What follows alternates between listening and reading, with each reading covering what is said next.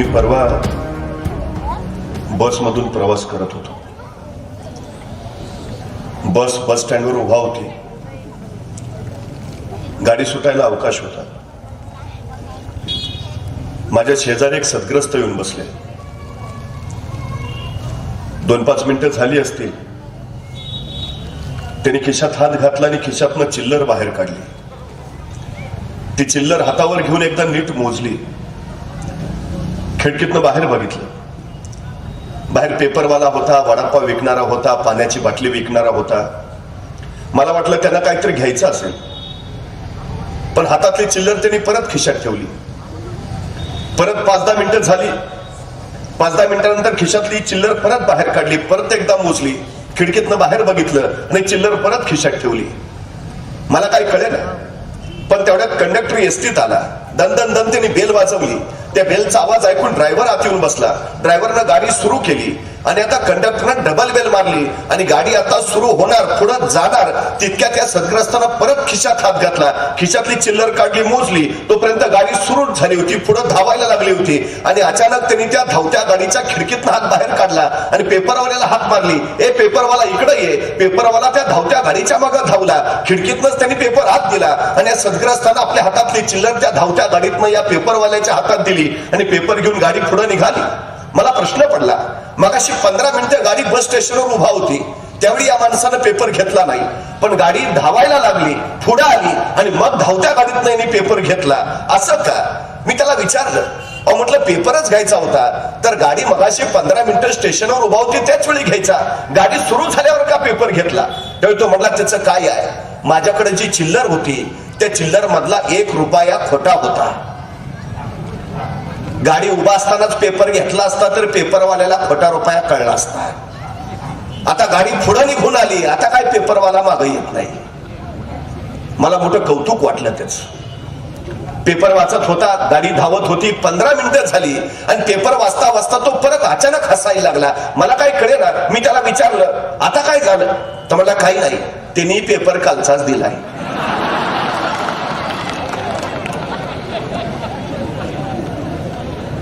बाहेरच्या जगात हा सगळा असला प्रकार चालू आहे. हे बाहेरचं जग आम्हाला आता असं पाहावं लागतंय. अशा परिस्थितीमध्ये ज्यांनी सच्चेपणानं काम केलं, ज्यांनी निष्ठेनं काम केलं, ज्यांनी प्रामाणिकपणानं काम केलं, ज्यांनी कधी कुणाला फसवलं नाही, ज्यांनी ढोंगीपणा केला नाही, आपल्याला जेवढं देता येईल तेवढं ज्यांनी आयुष्यभर देत राहिले, त्या क्रांतीवीर काकासाहेब देशमुखांचं स्मरण करणं हे आताच्या काळात म्हणून फार महत्वाचं आहे.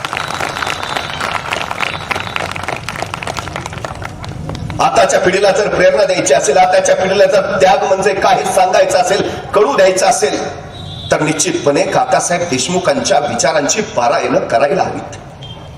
त्यांचं जगणं परत एकदा या नव्या पिढी पुढे उलगडून दाखवायला हवं. आणि खरं तर तोच प्रयोग या व्याख्यानमालेच्या माध्यमाने होतो आहे. हे सगळं साकार करणाऱ्यांचं मी मनपूर्वक अभिनंदन करतो. आदरणीय काकासाहेब देशमुखांना आदरांजली व्यक्त करतो.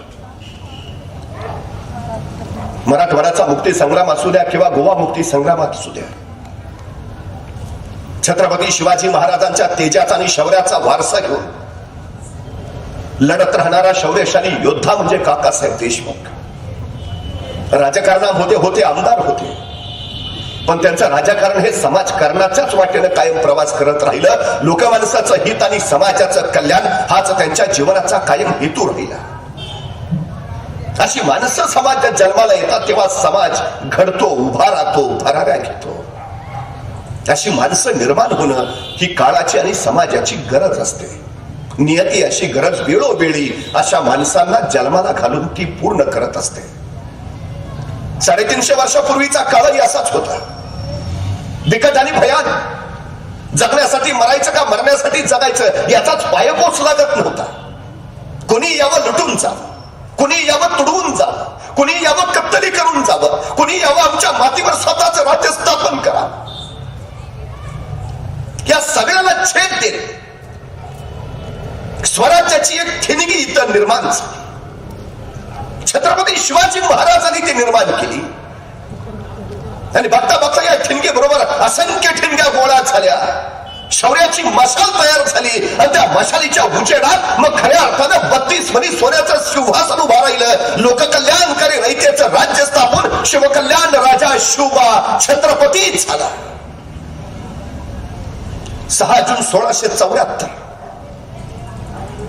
महाराष्ट्र हे जगातलं पहिलं लोकशाही राष्ट्र म्हणून घोषित झालं. आपल्या मावळ्यांच्या सोबत शिवाजी महाराजांनी सर्वसामान्य माणसांसाठी दिलेला हा लढा होता, तो त्यांनी यशस्वी केला. शिवचरित्र अद्भुत आहे, शिवचरित्र अलौकिक आहे. एक पुरुष सिंह आपल्या कर्तृत्वाने कसा खडत गेला त्याचं हे देखणं रूप आहे.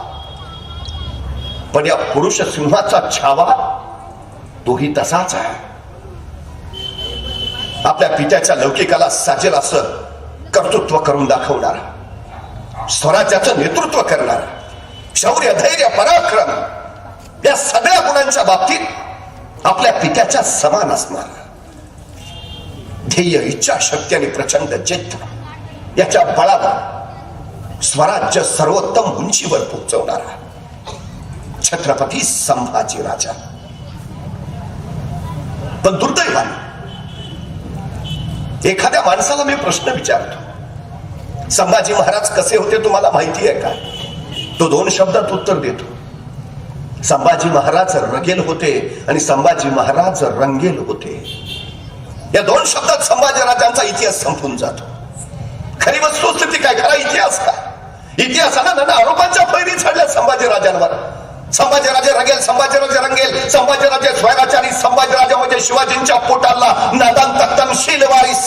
संभाजीराजे छत्रपतींचा पुत्र मोगलांना जाऊन मिळाला. संभाजींनी स्वराज्य बुडवलं, एक ना अनेक. खरी वस्तुस्थिती काय, खरा इतिहास काय? 14 मे 1657 पुरंदरावर एका शिवरत्नाचा जन्म झाला आणि आपल्या ज्येष्ठ पुत्राची याद म्हणून मासाहेब जिजाऊंनी त्यांचं नामकरण केलं संभाजी. बघता बघता संभाजींच्या बाललीलांनी सगळ्यांची मनं हरकून गेली आणि त्याच वेळी नियतीनं गलती केली.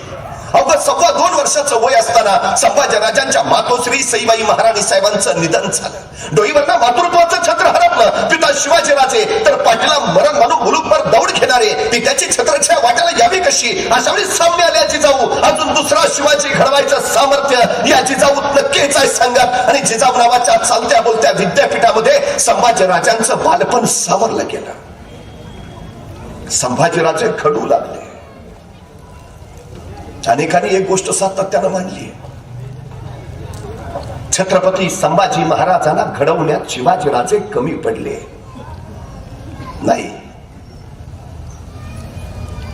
सर्वोत्तम स्वराज्य छत्रपती म्हणून जेवढा लौकिक शिवाजी महाराजांचा आहे त्याच्या कित्येक पटीनं जास्त सर्वोत्तम पिता म्हणून शिवाजी महाराजांचा लौकिक सगळ्यात जास्त आहे. एका पित्यानं आपलं मूल कसं घडवावं याचं हे देखणं उदाहरण आहे.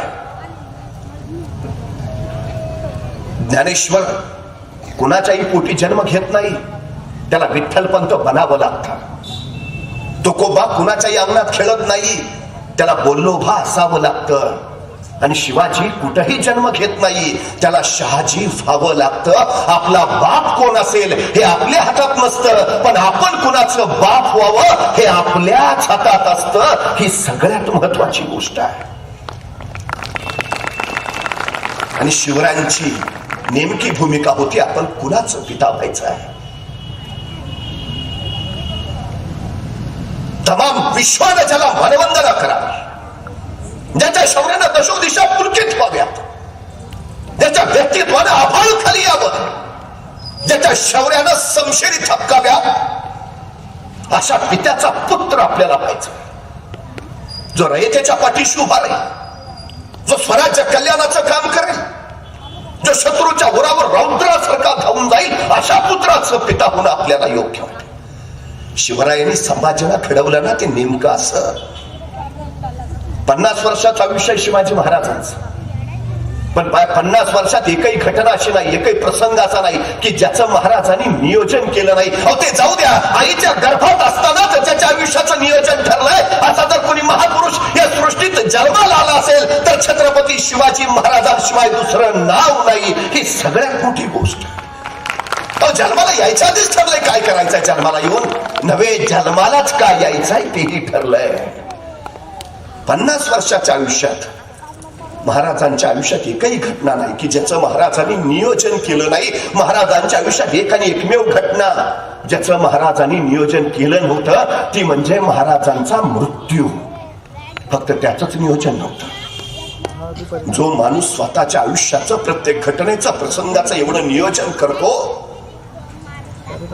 तो स्वतःच्या पुत्राच्या जीवनाचं, त्याला घडवण्याचं नियोजन किती चांगल्या पद्धतीने करू शकतो. आणि शिवाजी महाराजांनी ते केलंय.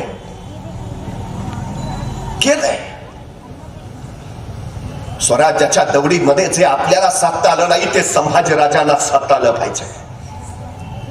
परिपूर्ण झाले पाहिजे, सर्व गुण संपन्न ते असले पाहिजेत. सगळ्या कला, सगळ्या विद्या त्यांना अवगत झाल्या पाहिजेत. राज्यशास्त्र, धर्मशास्त्र, अर्थशास्त्र, समाजशास्त्र याच्यामध्ये ते माहिर झाले पाहिजेत. नव्हे केले. अनेक विद्वान पंडित शिवाजी महाराजांनी संभाजी महाराजांच्या शिक्षणासाठी पदरी ठेवले आणि त्याच्यातून त्यांनी संभाजीला तेच तरबेज केले.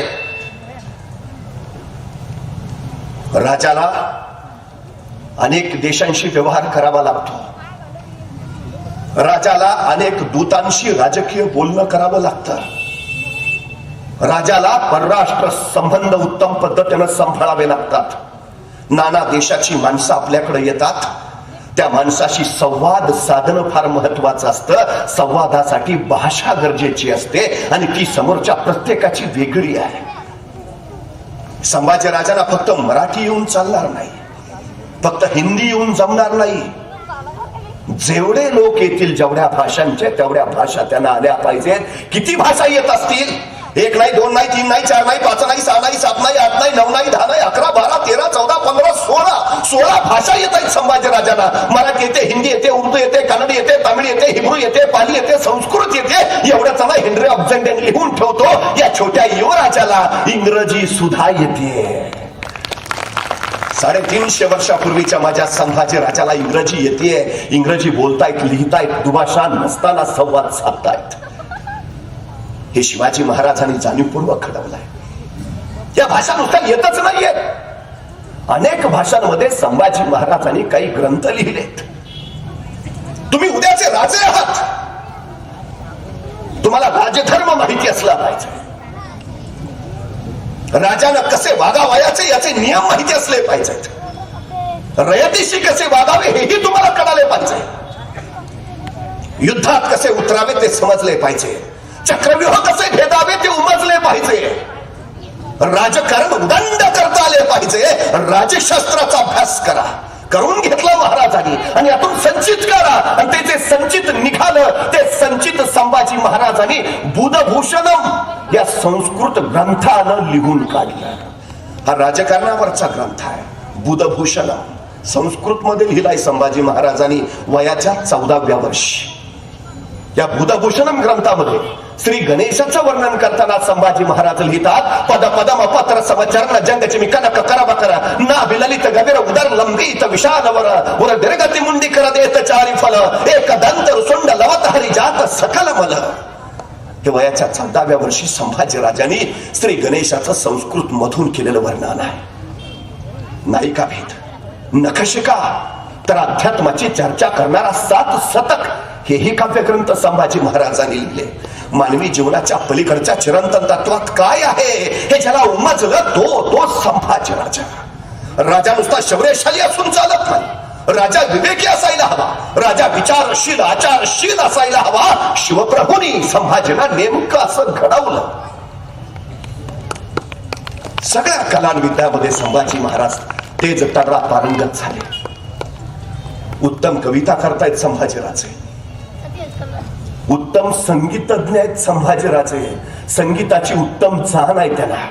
संगीताच्या काही चीजाही केल्यात संभाजीराजांनी. संभाजींचं वय झालं 8.5. त्याच वेळी महाराष्ट्रावर मिर्झा राजा जयसिंग आला. नाईलाजानं राजाला तह करावा लागला. पुरंदराचं 23 किल्ले मिर्झाला बहाल करावे लागले. आणि त्याच वेळी मिर्झा म्हणाला, शिवाजी राजा आपले पुत्र संभाजी आमच्याकडे ओलीस म्हणून राहतील आणि हे पिता व्याकुळा नाही मिर्झा, हे राजकारण नव्हे. आणि छद्मी हसत मिर्झा म्हणाला, शिवाजी राजे हे राजकारणच आहे. आणि नाईलाजाने शिवप्रभूंना आपला पुत्र स्वराज्यासाठी डावावर लावावा लागला. किती होतं वय? 8.5 वर्ष. संभाजींना मोगलांच्या हवाली करण्यात आला.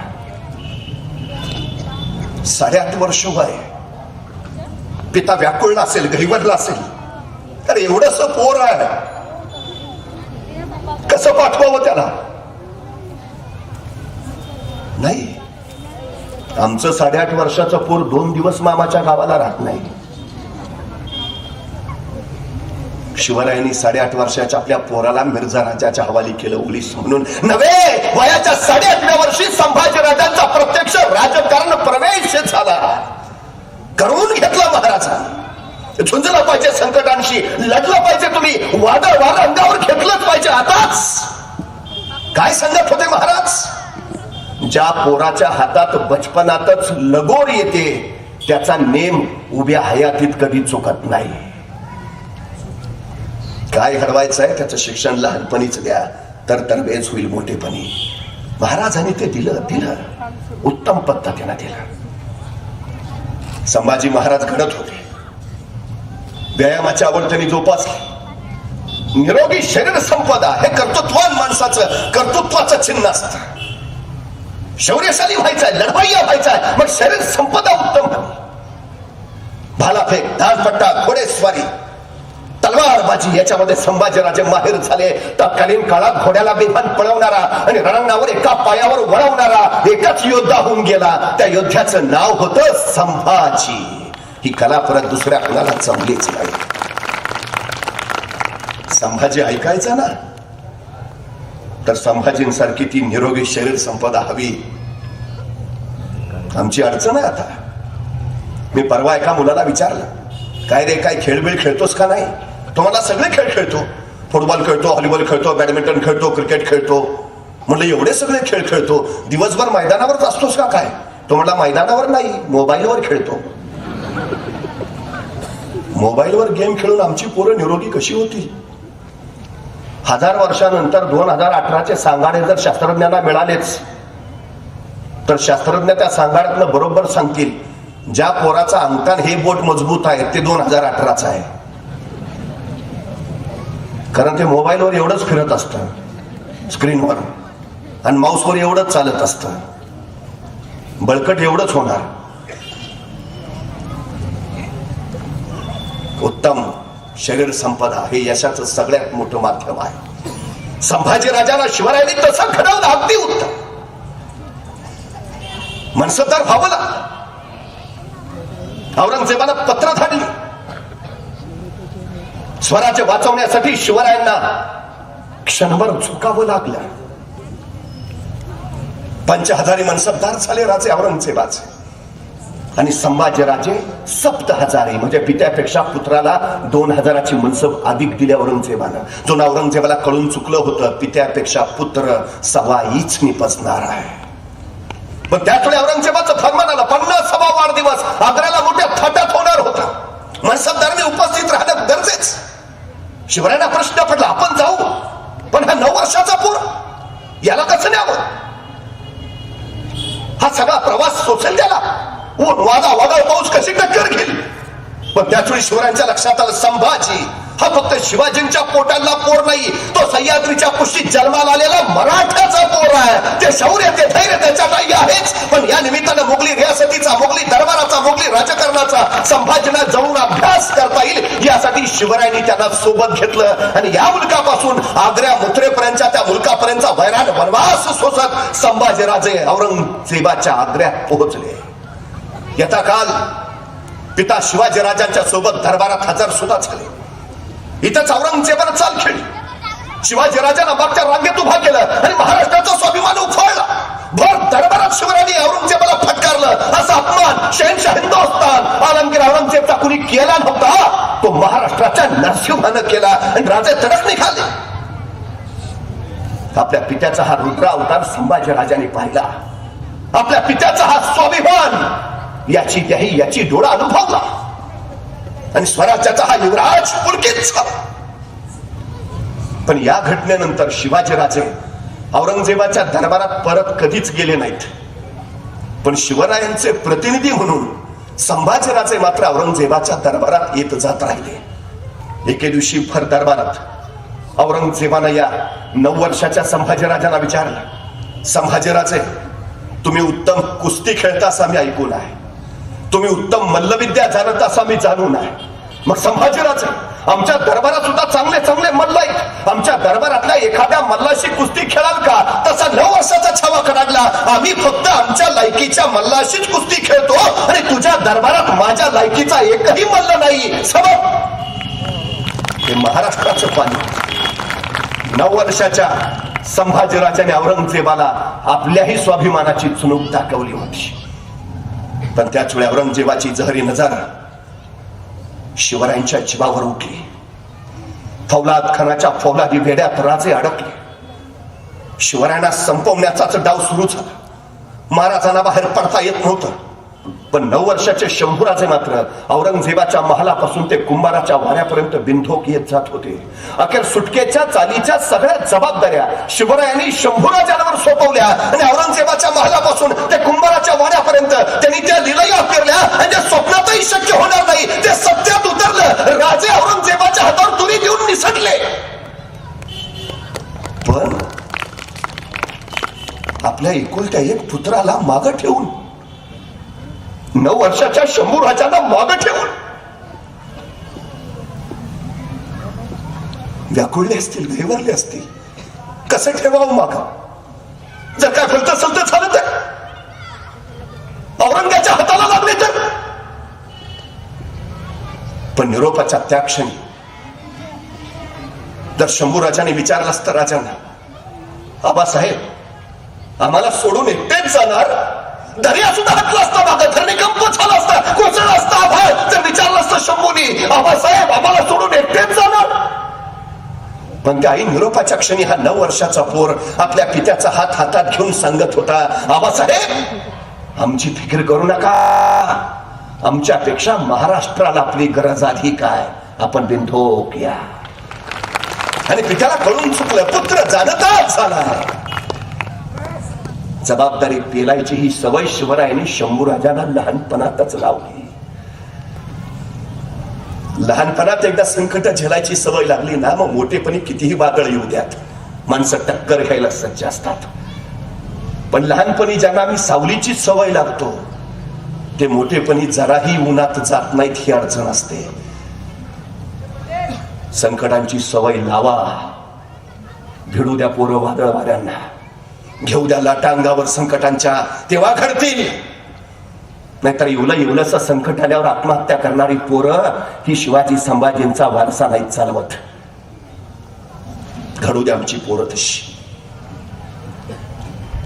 शिवशंभूंचा आदर्श घ्यायचा तर तो हा सगळ्यात महत्वाचा. आता बिघडलो आमचा मुलगा विचारतो, आई सायकल शिकू का? नको, पडशील. पोहायला जाऊ का? नको, बुडशील. मग खेळायला जाऊ का? नको, धडपडशील. मग करू काय? टीव्ही बघ. बरं झालं ते मासाहेबांच्या काळात टीव्ही चॅनेल नव्हते,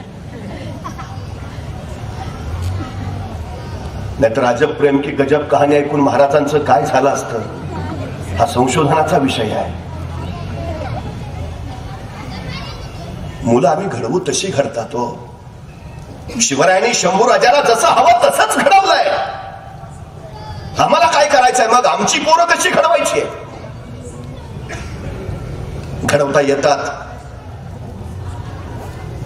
मानवी जीवनाचा अभ्यास करणारे शास्त्रज्ञ सांगतात, नुकतंच जन्माला आलेलं एखादं नवजात बाळ तुम्ही आम्हाला आणून द्या आणि त्याला काय बनवायचंय ते सांगा, आम्ही त्याला बनवून देतो. माणसाच्या घडण्याला परिस्थिती आली येत नाही. संकट आपल्याला अडवायला कधीच येत नाहीत. संकट आपली उंची वाढवायला येत असतात. ती घडवतात हवंच. संभाजीराजांच्या समोर तर लहानपणापासूनच ती संकटांची मालिका. शिवराय निसटले तर 9 वर्षाचे शंभूराजे मात्र माग. आग्र्याच्या मथुरेच्या त्या मुलकापासून स्वराज्यावर पोहोचायची जबाबदारी त्यांची. काशीपंत बरोबर, पण हा विरोधात पोर औरंगजेबाच्या सैन्याला 4 मुंड्या चित करीत अखेर स्वराज्यात पोहोचला.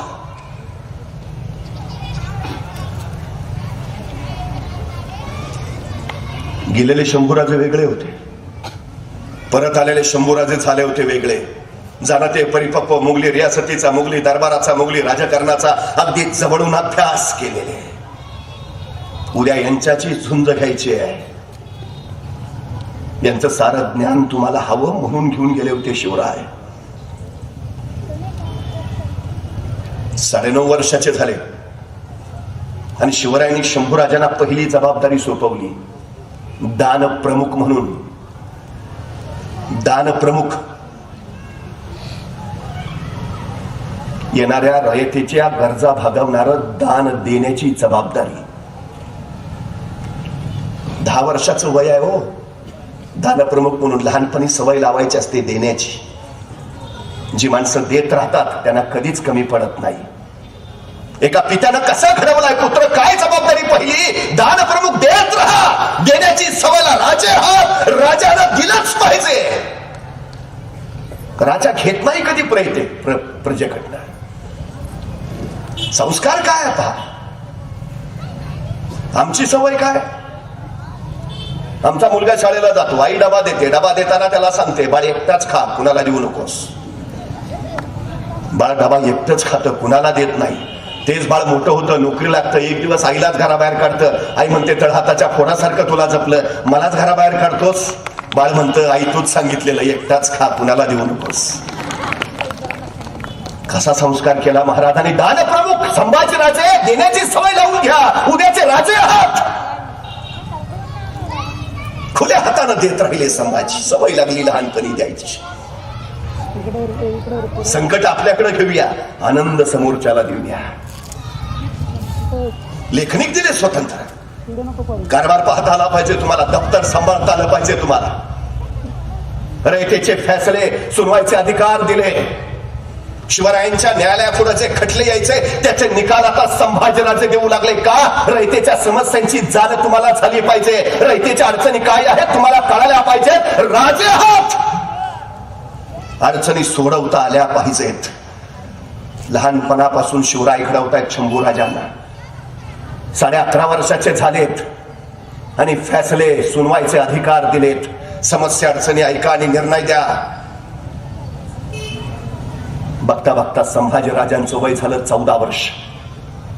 आणि एके दिवशी शिवरायाने विचारलं, संभाजीराजे तुम्ही लेखनी उत्तम चालवता, पण तुमची तलवार आणि कडाडला छावा. आज्ञा द्यावी आबासाहेब, आणि आज्ञा सुटली. गुजरात खंबात प्रांत टिपण्याची आणि काळ्या कबीने ढगामध्ये पाण्याचा लोट उरात ठेवा. तसा शौर्याचा लोट उरातून छावा कोसळला. गुजरात टिपलं, खंबात तुटलं, मामे जादराव खासे कैद केले. संभाजीने आपल्या युद्ध नीतीने अनेकांच्या नजरा विस्फोरल्या. वर्धा राजांना कळाली आणि कडाडले राजे, त्या पत्ती तोफांना आमचा बछडा खाशी जीत घेऊन येतोय. आणि स्वराज्यावर संभाजींच्या पराक्रमाची पहिली मोहर उमटली. एका पराक्रमी पित्याला पुत्र हवा असतो, पराक्रमी, शौर्यशाली. भाग्यवान शिवाजीराजे, ज्यांना स्वराज्य रक्षण करण्यासाठी आवश्यक असलेला पराक्रमी पुत्र मिळाला नव्हे, त्यांनी तो घडवला. नंतरच्या काळात मात्र शिवराय फक्त मोहिमा आखायचे आणि यशस्वी करायची जबाबदारी संभाजींवर. मैदानात लढायचे ते संभाजी. बघता बघता स्वराज्याच्या उभार सीमा वाढू लागल्या. संभाजीराजांच्या पराक्रमाने भूमी दुमदुमू लागली. सैनिकांना कोण हुरूप यायचा हो संभाजींच्या नेतृत्वाखाली लढताना. अबे करे नावाचा इतिहासकार लिहून ठेवतो, हा संभाजी आला की सैनिकांमध्ये एकच चैतन्य येत असे आणि अशक्य वाटणारं ध्येय मग ते सहज पार करत असत. असं सैनिकांचं प्रेम ज्याच्या वाट्याला, त्याला जीत लांब नसते. संभाजींच्या वाट्याला सतत जीत येत गेली. याचं कारण हे, स्वराज्य वाढलं, उभारलं. संभाजींचं वय झालं 17 वर्ष. महाराष्ट्र तेवढ्या आनंदानं न्हाऊन गेला होता. रायगड तर उलाचिंब झाला होता. 750 वर्षाचा पारतंत्र्याचा अंधार हटणार होता आणि रायगडाच्या माथ्यावर स्वातंत्र्याचा सूर्य प्रकटणार होता. राजे छत्रपती होणार होते आणि झाले झाले झाले. राजे छत्रपती झाले. या त्यांच्या पातळशाहीला दारू. शिवराय स्वराज्याचे पहिले छत्रपती झाले. त्याच वेळी शंभूराजही युवराज झाले. हे युवराज पद त्यांना वारसा हक्काने मिळालं नव्हतं. शिवरायांचा पुत्र म्हणून त्यांच्याकडे आपोआप चालत आलं नव्हतं. 17 वर्षाच्या आपल्या कर्तृत्वाने त्यांनी ते पद निश्चितपणे मिळवलं होतं. ही वस्तुस्थिती आहे. पहिली घटना आहे. आतापर्यंत मराठ्यांची पोरं जास्तीत जास्त सरदार बनत होती. संभाजी पहिले युवराज झाले. आतापर्यंत मराठ्यांची पोरं जास्तीत जास्त सरदार पुत्र घडत होती. संभाजी पहिले छत्रपती पुत्र ठरले.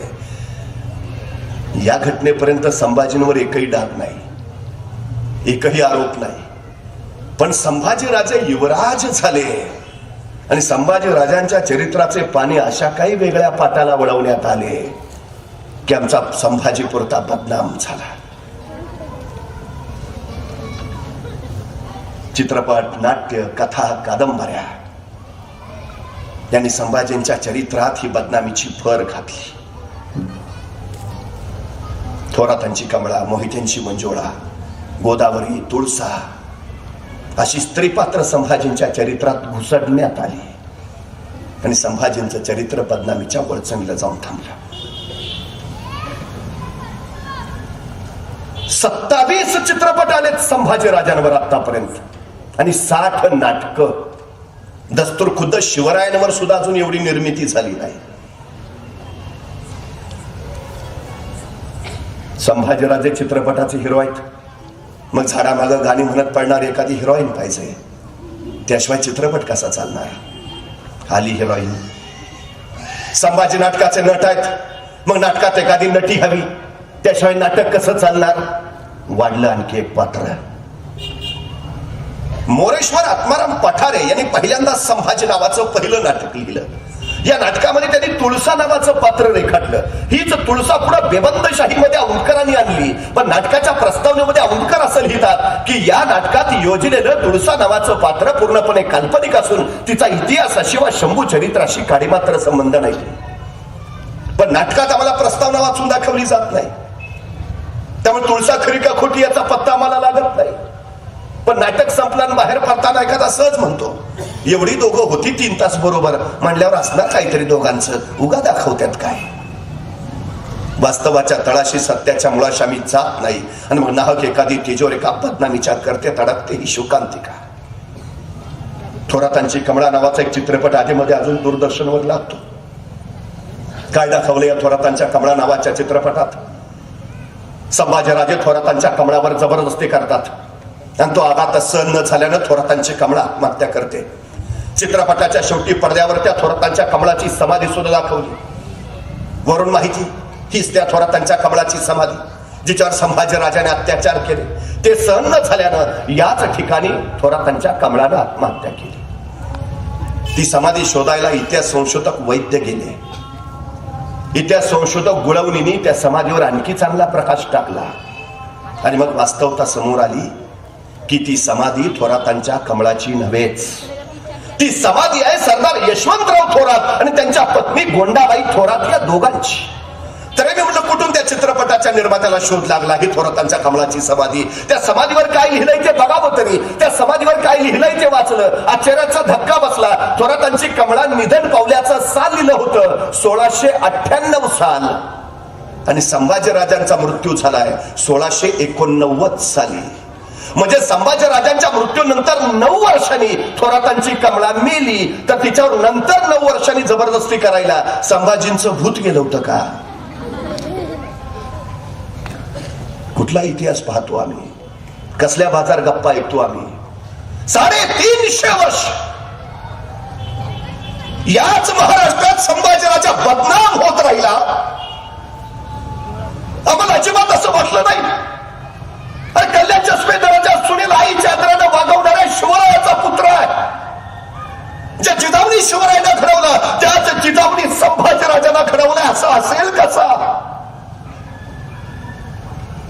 तो औरंगजेबाचा मुलगा शहजादा अकबर आपल्या बापाविरुद्ध भांडण घेऊन आला महाराष्ट्रात, कारण त्याला माहिती आहे उद्या हिंदुस्थानात औरंगजेबाशी टक्कर घेईल असा एकच योद्धा आहे. त्या योद्ध्याचं नाव आहे संभाजी. दिल्लीच्या राजकारणासाठी संभाजीने त्याला जवळही घेतलं. रायगडाच्या पायथ्याला पालीला दोघांची भेट झाली आणि या भेटीमध्ये मैत्रीचं प्रतीक म्हणून संभाजी राजांनी एक मोत्याचा कंठा या शहजादा अकबराला भेट म्हणून दिला. आणि संभाजी राजांनी दिलेला हा मोत्याचा कंठा या नादान अकबरानं एका नर्तकीला देऊन टाकला. ही वार्ता संभाजी राजांना कळाली आणि संतापले राजा, ज्याला मैत्रीची कदर नाही त्याच्याशी बदनामाला जोडायचाच नाही. फिरफार त्याच्या सवलती बंद करा तुरंत. कारण आपण दिलेला मोत्याचा कंटा त्या अकबरानं नर्तकीला दिला. ही साधी गोष्ट ज्याला सहन होत नाही तो स्वतःच्या चारित्र्याबद्दल कसा असेल? जेवढं शिवरायांचं चारित्र्य शुद्ध आणि स्वच्छ आहे तितकंच संभाजी राजांचं चारित्र्य सुद्धा शुद्ध आणि स्वच्छच आहे. ती गोदावरी आता दाखवली जाते. ती गोदावरी सुद्धा या सृष्टी तलावर कधीच जन्माला आलेली नाही. ती कुणाची पोर काय नोंद नाही. रायगडावर तिची समाधी दाखवली जाते. ती समाधी गोदावरीची नव्हे, ती समाधी आहे सवाई माधवराव पेशव्यांची पत्नी यशोदाबाई पेशव्यांची. ती गोदावरी कधीच जन्माला आली नाही. दुर्गा म्हणून कुणी एक पात्र आणलं. आमच्यातले कुणी एक सद्ग्रस्त तंजावरला गेले. तंजावरला एक पोथी त्यांनी चाळली. त्या पोथीत प्रेमकथा होती शंभू आणि दुर्गाची. वरच्यावर चाळलेली पोथी शंभू दुर्गाची प्रेमकथा. त्यांना वाटलं हा शंभू म्हणजे आपलाच शंभू. तिने इकडं येऊन दुर्गा घुसडली. आता परत ती पोथी चाळली त्यावेळी लक्षात आलं हा शंभू तो शंभू नव्हे. त्यात वर्णन केलेला शंभू शिवरायांचा शंभू नव्हे, तो वेगळाच. काय प्रकार आहे? नाते संबंध तयार व्हावे म्हणून स्वतः शिवरायांनी अनेक घराण्यांशी नाती जोडली, 8 लग्न केली. संभाजीनी 16 तरी करायची. स्वतः राजारामाची संभाजीनी 3 लग्न लावून दिली. स्वतः 6 तरी करायची. नाटकशाळा ठेवणं गैर नव्हतं. 100-200 स्त्रियांचा जनानखाना बाळगणं सुद्धा समाज संमत होतं त्याकडे. मग संभाजी राजांच्या राणीवाशात किती स्त्रिया? फक्त एक. स्त्री सखी राज्ञी जयती महाराणी येसूबाई. दुसरं नाव आढळत नाही. अत्यंत चारित्र्य संपन्न राजा शंभू राजा. आणखी एक आरोप केला जातो संभाजींवर. संभाजी राजे व्यसनी. काय नाटकात त्यांची एंट्रीच हातात ग्लास घेऊन. कुठून शोध लागले हे? आमच्या साताऱ्याला ग्रँडफ नावाचा एक इंग्रज इतिहासकार होता. साताऱ्याचाच गव्हर्नर असताना त्यांनी मराठ्यांचा इतिहास लिहिला. हा मराठ्यांचा इतिहास लिहिताना त्यांनी औरंगजेबाच्या दरबारी असणाऱ्या खाफी खान नावाच्या अखबाऱ्याच्या लिखाणाचा वापर केला. हा खाफी खान अखबारी म्हणून काम करायचा औरंगजेबाच्या दरबारात. अखबारी म्हणजे रोजच्या रोज दरबारात जे काही घडतं ते लिहून काढणारा, त्याला अखबारी म्हणायचे. त्याच्यावरूनच आपल्याकडे अखबार हा शब्द आला. आता खाफी खान संभाजी राजांचं वर्णन करताना काय लिहितो? खाफी खान लिहितो संभाजी स्वतःच्या शौर्याच्या बळावर एवढा बुलंद आणि बलाढ्य झालाय कुणी शत्रू त्याच्यावर आक्रमण करायला धजावेनाच. जणू संभाजीना आता सत्तेची नशा चढलीये. काय लिहितो खाफी खान? संभाजी स्वतःच्या शौर्याच्या बळावर एवढा बुलंद आणि बलाढ्य झालाय की जणू संभाजीना आता सत्तेची नशा चढलीये. ग्रँडअपने याच इंग्रजीत भाषांतर केलं. सत्तेची नशा चढलेला राजा intoxicated with the wine of folly and pride. भाषांतर अगदी बरोबर आहे. सत्तेची नशा चढलेला राजा intoxicated with the wine of folly and pride. पण आपल्या लोकांचं इंग्रजी चांगलं. ग्रँड अपनं लिहिलेलं त्यांनी वाचलं. intoxicated with the wine घेत होते संभाजी. ग्रँड अपनं लिहिलंय. अरे काय प्रकार आहे. आणखीन एक आरोप म्हणे संभाजी महाराजांनी पोर्तुगीजांना पत्र पाठवली, आम्हाला दारूची 2 पिंप पाठवून द्या. म्हणले मागवला असेल स्टॉक. अरे पण मागवलेली दारू प्यायची आहे का तोफेला लागणारी दारू आहे हे जर तुम्हाला कळत नसेल तर तुम्ही लिहिताना घेतलेली का याचं संशोधन झालं पाहिजे. सुपारीच्या खंडाचंही व्यसन नाही संभाजी महाराजांना. 9 वर्ष सह्याद्री पेलून धरला. 40 दिवस औरंगजेबाचा अनन्वित अत्याचार सोसला. व्यसनी शरीर हे करू नाही शकत. निधड्या छातीचा आणि निरोगी शरीर संपदेचाच हा छत्रपती स्वराज्य स्वतःच्या सामर्थ्यावर पेलत राहिला. तो निर्व्यसनी असल्यामुळेच एकही व्यसन नाही, अजिबात नाही.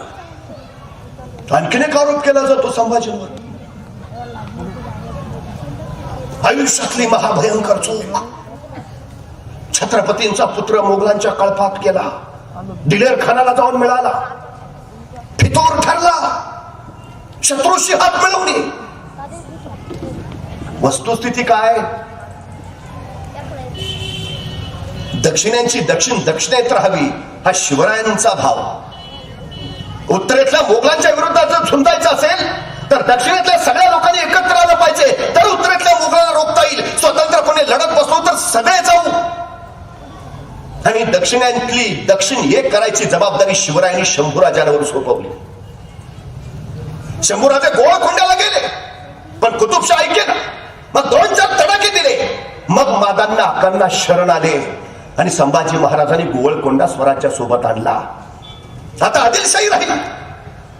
पण तत्पूर्वीच मोगल सरदार दिलेर खानीकडे आला होता आणि त्याने आदिलशाही संधान साधलं होतं. आता मोगल आणि आदिलशाही यांची जर युती झाली तर ती स्वराज्याला घातक ठरणार होती. कसंही करून मोगल आणि आदिलशाही एकत्र येता कामा नये. एका विलक्षण चालीची गरज होती आणि शिवरायांनी तीच चाल टाकली. त्यांनी स्वतःच संभाजी राजाला दिलेर खानाला जाऊन मिळण्यास सांगितलं आणि शिवरायांच्या सांगण्यावरून संभाजी दिलेर खानाला जाऊन मिळाले. सबब संभाजीच दिलेर खानाकडे गेल्यामुळे दिलेर खानाचा स्वराज्यावरचा जो रोख होता तो वळाला आणि आदिलशाहीकडे गेला. आता संभाजींनी मोगल दोघं आपल्यावर चालवून या भीतीने आदिलशाह पछाडला आणि स्वतःच्या संरक्षणासाठी त्यांनी धाव घेतली ती शिवरायांकडे. म्हणजे दक्षिण एक झाली आपोआप संभाजींच्या दिलेर खानाला मिळण्यामुळे. शिवरायांनी जी जबाबदारी संभाजी राजांवर सोपवली ती जबाबदारी संभाजींनी पुरेपूर पार पाडली. पुरेपूर. आणि शिवरायांचं राजकारण असंच राहिलंय. ते गणेवाडीला जातो म्हणून सांगतात आणि सुरतीची लूट करून येतात. ते संभाजी राजांचं वाटेत निधन झालं म्हणून सांगतात आणि संभाजीला आग्र्यातून सुखरूप परत आणतात. हे सुद्धा राजकारणच होतं स्वराज्याच्या हितासाठी केलेलं. आणि इथं दिलेर खानाला खरं वाटावं की खरंच आपण स्वराज्यातून फुटून आलोय म्हणून संभाजी महाराजांनी एक खोटं पत्र लिहिलं जे दिलेर खानाला खरं वाटावं. काय लिहिलं त्यात. सावत्राई मादा त्रास देते. तिला स्वतःच्या मुलाला गादीवर बसवायचं आहे. मंत्री माझ्या विरोधात आहेत. मला पराक्रमाची संधी मिळत नाही. मला स्वतःच्या सामर्थ्यावर राज्य निर्माण करायचं आहे म्हणून मी तुमच्याकडे येतो आहे. पत्र खरं पण लिहिलेलं खोटं. हेच पत्र पुढे इतिहासकारांच्या हातात पडलं आणि मग गृहकलह रेखाटला गेला. सोयराबाईंना राजारामावर गादीला बसवायचं होतं म्हणून वगैरे वगैरे हे चाललं नाही, अजिबात नाही. सईबाईंच्या निधनानंतर संभाजीराजांचा सांभाळ केला तो सोयराबाई आणि पुतळाबाईंनीच. आग्र्यात अडकलेले शंभूराजे सुखरूप परत यावेत म्हणून देव पाण्यात घालून बसल्या होत्या त्या सोयराबाईच. आपल्या पुत्राला गादी मिळावी असा सोयराबाईंचा कधीच आणि कधीच हेतू नव्हता. कारण संभाजीराजे मारले गेल्यावर रायगडाला झुल्फिकार खानाचा वेढा पडला. येसुबाई आणि संभाजी पुत्र शाहू ताराबाई आणि राजाराम तिथं होते. जर गादी मिळवायचाच अट्टास असता तर येसूबाईंनी स्वतःच्या मुलाला म्हणजे संभाजीराजांच्या पुत्राला राज्याभिषेक केला असता. पण येसूबाईंनी तसं केलं नाही. स्वतःच्या मुलाला हक्क अधिकार असताना बाजूला ठेवला आणि राजारामाचा मंचकारोहण केला. झुल्फिकार खानाला 10 लाखाची लाच दिली आणि येसूबाईंनी सांगितलं मी आणि माझा मुलगा तुझ्या कैदेत येतो, ताराबाई आणि राजारामाला इथून निघून जाऊ दे. येसूबाई असंही म्हणू शकले असते की मी आणि माझा मुलगा इथून जातो, राजारामाने ताराबाईला कैद कर. स्वतः कैदेत गेल्या औरंगजेबाच्या, पण ताराबाईने राजारामाला बाहेर काढलं. राजाराम महाराज जोपर्यंत हयात होते एकदाही सिंहासनावर बसले नाहीत. ते कायम असेच म्हणत राहिले की राज्य संभाजी पुत्र शाहूच, मी फक्त विश्वस्त. एक भरत आम्ही पाहिला होता रामायणात आणि दुसरा भरत आम्हाला दिसला इथं शिवायनात. कारण या दोन्ही पुत्रांना जाण होती. हे वारसा हक्कानं आलेलं राज्य नव्हतं. असंख्य बावळांच्या त्यागातनं बलिदानातनं निर्माण झालेलं हे राज्य होतं. शिवाजी महाराजांनी स्वराज्य उभा केलं ते आपल्या पोराबाळांना जहागिरी देता याव्यात म्हणून नाही, तर रयतेच्या डोईवर सुखाचं छत्र ठेवता यावं म्हणून. आदर्श तोच पाळलाय सगळ्यांनी. बाकरे नावाच्या ब्राह्मणाला दिलेल्या दानपत्रात संभाजी महाराज सोयराबाईंचा उल्लेख करताना लिहितात स्फटिकाप्रमाणे निर्मळ मनाची माझी आई. आता संभाजीच सोयराबाईंना स्फटिकाप्रमाणे निर्मळ मनाची माझी आई असं म्हणत असतील तर आम्ही त्यांना कैकई का ठरवावं हा सगळ्यात मोठा विषय आहे. संभाजीराजे असतील, राजाराम महाराज असतील अथवा सोयराबाई असतील, या प्रत्येकाने स्वराज्यासाठी आपला त्याग केला. या प्रत्येकाने आपलं योगदान दिलंय. त्यांच्या त्या त्यागातच हे लोककल्याणकारी स्वराज्य उभा राहिलं ही वस्तुस्थिती आहे. शिवरायांचं निधन झालं. संभाजी महाराज त्यावेळी कैदेत होते पन्हाळ्यावर असंही सांगितलं. संभाजी महाराज कधीही कैदेत नव्हते. ते राजारामाच्या लग्नाला उपस्थित नव्हते. शिवरायांच्या मृत्यूवेळी त्यांच्या बरोबर नव्हते. का तर ते कैदेत होते. चूक. ते राजारामाच्या लग्नाला उपस्थित नव्हते. ते शिवरायांच्या मृत्यू प्रसंगी नव्हते. याचं कारण ते बुर्हानपुराच्या स्वारीत लढण्यात गुंतले होते. लढणाऱ्या माणसाला कुणाच्या लग्नाची किंवा आजारपणाची बातमी देता येत नाही आणि दिली तरी त्याला युद्ध अर्ध्यावर सोडून परत येता येत नाही. का लढता लढता संभाजी महाराज म्हणणार होते शत्रूला जरा 2 दिवस थांबूया का, भावाचं लग्न आहे उरकून येतो, मग राहिलं लढतो. अरे कसं शक्य आहे. साधारणपणे मार्चच्या शेवटच्या आठवड्यात संभाजी महाराज परत आलेत, पन्हाळ्यावर पोहोचलेत. म्हणजे काही 27-28 मार्चला आणि 3 एप्रिल 1680 महाराजांचं निधन झालंय. धर्मशास्त्र असं सांगतं की नवा राजा केल्याशिवाय जुन्या राजाचं प्रेत दहन करता येत नाही. आता संभाजीराजे रायगडावर नाहीत. ते येईपर्यंत शिवरायांचा देह तसाच ठेवणं शक्य नाही. मग तात्पुरता राजारामाला मंचकारोहण केलं आणि काही कुटील मंत्र्यांनी डाव करून शिवरायांचे अंत्यविधी उरकले. सोयराबाईंनाही त्यांनी ओलीस धरलं. या मंत्र्यांचा डाव असा की काही करून संभाजी गादीवर येता उपयोगाचा नाही. संभाजी स्वबुद्धीनं चालणारा, संभाजी निर्णय क्षमता असणारा, संभाजी शौर्यशाली, धैर्यशाली, पराक्रमी. अरे हा संभाजी शिवराय असतानाच आपल्याला जुमानत नाही. आता महाराज नसताना हा आपली काहीच कदर ठेवणार नाही. सबब संभाजी गादीवर येऊन चालणार नाही. त्यापेक्षा राजाराम बरा लहान आहे, कारभार करताच येणार नाही, म्हणजे आपलं काम होईल. म्हणून संभाजीला येऊ द्यायचं नव्हतं. पण ही सगळी खितुरीची चाल संभाजीराजांनी मोडीत काढली. संभाजीराजे रायगडावर पोहोचले. शिवरायांचे अंत्यविधी नीट झाले नव्हते, परत केले. रायगडावर शिवरायांची समाधी उभारली. स्वराज्याची घडी नीट बसवली आणि शिवरायांच्या मृत्यूनंतर तब्बल 9 महिन्यांनी संभाजी महाराजांनी स्वतःला राज्याभिषेक करून घेतला. संभाजी स्वराज्याचे दुसरे छत्रपती झाले.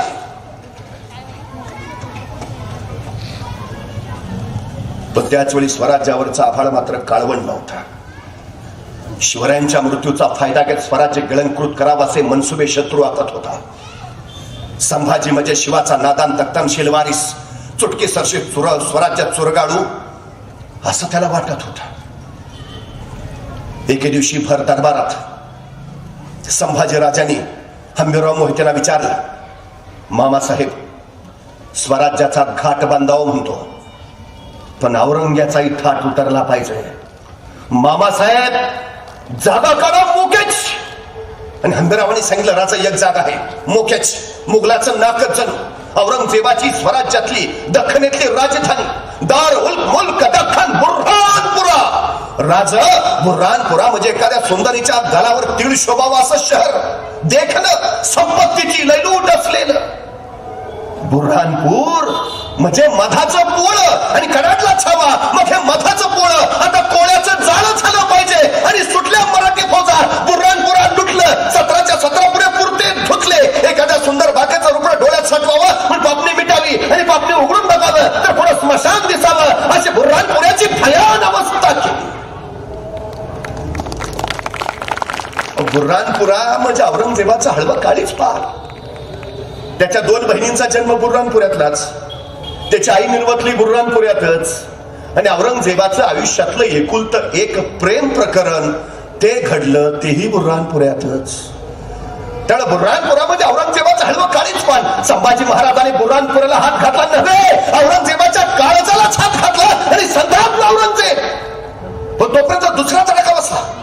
औरंगजेबाच्या नावाने वसवलेला औरंगाबाद संभाजी महाराजांनी औरंगाबादच धुतलं, लुटलं, इतकं लुटलं की औरंगजेबाच्या नावाशिवाय तिथं काही ठेवलंच नाही.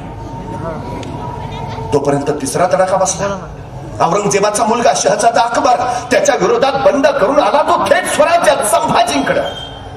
अकबराला पत्करणं म्हणजे औरंग्याला खुलं आव्हान देणं आणि आव्हानाला पाठ दाखवणं हा गुण संभाजींच्या रक्तात नव्हताच.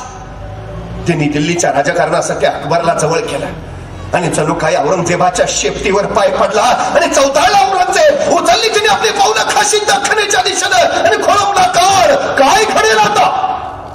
औरंगजेब संभाजीला गिळणार का संभाजी औरंगजेबाला? काय घडेल? औरंगजेब कुणी साधा नाही बरं. आशिया खंडातलं सगळ्यात मोठं साम्राज्य म्हणजे औरंगजेबाच, आणि आशिया खंडातलं सगळ्यात छोटं राज्य म्हणजे माझ्या शंभूराजाचं. औरंगजेबाच्या नुसत्या सरदारांची संख्या 14,500 आणि एका सरदाराच्या हाताखाली 50,000ची फौज. 14,500 गुणिले 50,000 एवढा औरंगजेबाचं लष्कर आणि माझ्या संभाजीराजांचं सैन्य मोजलं तर भरेल 50-55,000. औरंगजेबाचा एका वर्षाचा वार्षिक महसूल त्या काळात 23,000 कोटी रुपये आणि माझ्या स्वराज्याचा वार्षिक महसूल कसा बसा 1 कोटी रुपये. औरंगजेब 67 वर्षाचा आणि संभाजी उन्यापुऱ्या 23 वर्षाचा. औरंगजेब मनभर आहे आणि स्वराज्य कणभर. मनभर औरंगजेब, कणभर स्वराज्य केलायला आला, स्वराज्यात उतरला आणि नगरला पोचल्या त्यांनी स्वराज्य खिंडीत पकडण्याची सगळी चाली आखल्या. शहजादा आजम, मोहज्जम, बेदार बख्त, अली खान, फतेह खान, रामसिंग हाडा, भीमसिंग हाडा आपलं सैन्य घेऊन स्वराज्यावर चोहोबाजूने कोसळले आणि खासे संभाजीराजे हाती शमशीर घेऊन या मोगलांना मागं रेटायला सज्ज झाले. महादेवच्या किंकारा घुमू लागल्या, जय भवानीच्या आरोळी सुटू लागली आणि संभाजींची तलवार गरजू लागली. चोहोबाजूने मोगली सैन्य मागं रेटत मराठी सैन्य पुढे झेपावू लागलं. संभाजीराजा कडाडत होता आणि तलवारीच्या टोकावर भाकरी भाजतात मराठे. औरंग्या तुला भाजायला वेळ नाही लागणार. अरे त्या धगीनच गारच झाला पुरता. हार, शिकस्त आणि पराभव. औरंगजेबाला वाटलं होतं संभाजी शिवाचा नादांत तपशील वारी सुटकी सरशी चुरगाडू, पण पहिलाच तडाखा असा जबरी बसला की औरंगजेबाला त्याचा अनुमान बदलून घ्यावं लागला. हा संभाजी काही वेगळाच आहे. संतापला औरंगजेब. पराभूत झालेल्या आपल्या सरदाराच्या मनसनी कमी करत राहिला, वैतागत राहिला, संतापत राहिला. सरदार क्या करते हो बंदोबस्त, खिल्लते पहन के खाली मार खाते हो. इतनी फौज दे दी मत में कहा गई, खा गया वो दक्कन का चूहा. कुणीतरी सरदार सांगायचा, हुजूर वो संभा शैतान है, फिर हम कहा शैतान से कम है. फिर भी क्यों शिकस्त, क्यों हार?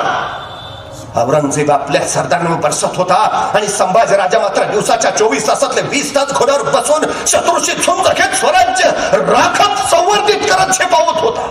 औरंगजेबाने आणखी ताकद कोणाला लावली?